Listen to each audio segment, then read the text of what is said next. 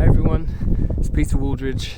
I'm here with my first in a series of videos talking about type 1 diabetes and exercise, and today I'm talking all about insulin.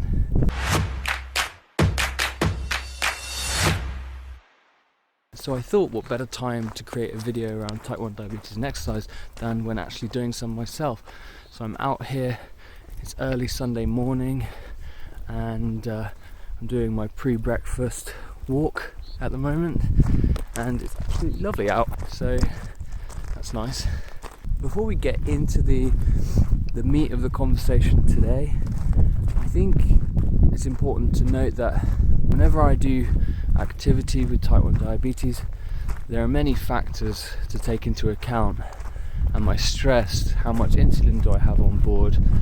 How much have I just eaten? What type of activity am I doing? How long am I going to be doing that activity for? So there are always many things to consider, and that's what can sometimes make it quite challenging.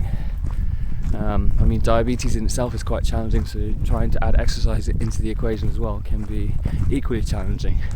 But it is possible.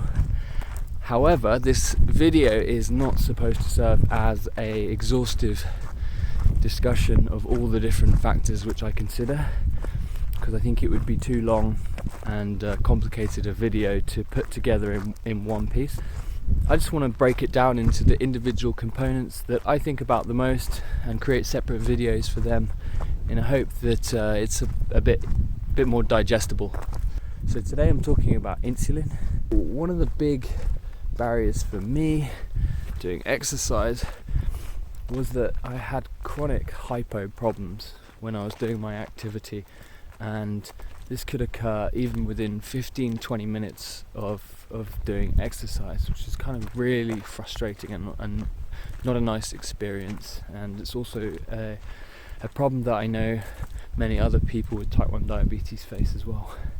And there was a big breakthrough that I had in the last couple of years around having a better understanding of how the insulin works in my system. And what I found was that when I was doing kind of aerobic activities, so running, swimming, cycling, that kind of stuff, and I had high levels of circulating insulin, it really caused my insulin absorption to increase. And that meant that my blood sugars would tend to head south very quickly, and that it was not a good situation. It doesn't always happen, but general, that's the pattern that I've observed. So for me, doing those kind of activities with high levels of circulating insulin was really challenging. One of the things that really helped me was getting a better understanding of what's called the insulin pharmacokinetics, which is the science way of saying how does the insulin get absorbed in your body.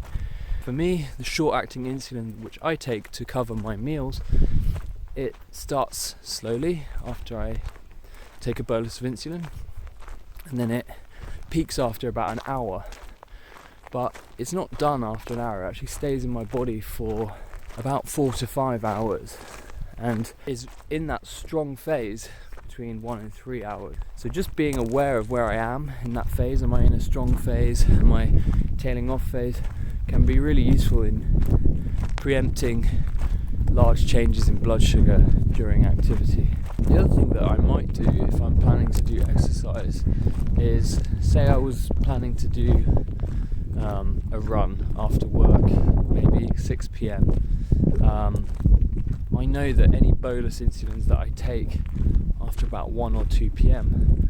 are still going to be kicking around in my system during the activity. So I might plan to say, well, after 1 or 2 p.m, hopefully I don't need to take any boluses or any big boluses after that point, to try and minimise the amount of surplus insulin I have in my system during the activity. And so it doesn't always work. Sometimes I need to correct a high blood sugar. Sometimes I'm just hungry and I don't want to eat. But there are times where I can just plan my insulin around my exercise and minimise the amount of surplus insulin. If you think about someone without type 1 diabetes, when they perform aerobic activity, their circulating insulin levels will drop quite quickly. But for us, we can't just turn off the tap very easily. When we inject or we infuse insulin, it stays in our system for a sustained period of time. So we can't easily just turn the switch off and get the insulin out of our system when we're doing exercise. So that's where I found planning ahead to be quite a useful tactic, and just being more aware of how the insulin is acting in my system was a really useful thing for me. So that's my sort of theme of the day. It's all about insulin. Ask your endocrinologist, ask your medical specialist to help explain to you how insulin gets absorbed in your system. And